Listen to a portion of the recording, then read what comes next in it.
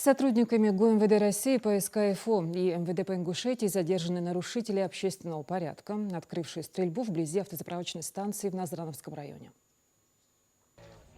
Сотрудники ГУ МВД России по СКФО в ходе мониторинга сети интернет выявили видео, на котором неизвестные граждане вблизи автозаправочной станции селения Яндари вели беспорядочную стрельбу в воздух, предположительно из охолощенного автоматического оружия, а также демонстрировали опасные маневры на транспортных средствах, создавая угрозу безопасности для других участников дорожного движения. Полицейские Главного управления совместно с МВД России по Назрановскому району и УГИБДД МВД по Республике Ингушетия установили личности правонарушителей. С места происшествия изъяты 28 гильз калибра 7,62 мм. 8 водителей и их автомобили доставлены в отдел полиции. По итогам разбирательства в действиях 4 доставленных выявлены признаки составов различных административных правонарушений в сфере безопасности дорожного движения. Водители, 28-летний житель Сунжи и 21-летний житель Назрани, привлечены к административной ответственности по статьям «Тонировка», «Отсутствие страхового полиса» и «Мелкое хулиганство».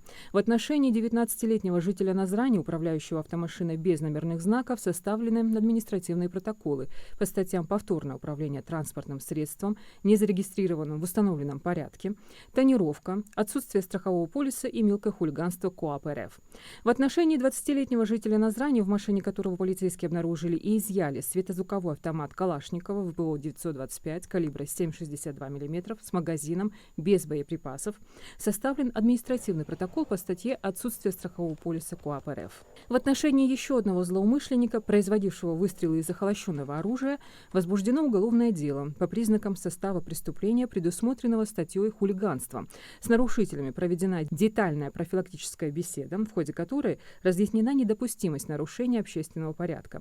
Правонарушители водворены в специальное помещение для задержанных лиц. Их транспортные средства помещены на штрафную стоянку. В настоящее время полиция продолжает комплекс оперативно-розыскных мероприятий и следственных действий по установлению всех участников инцидента.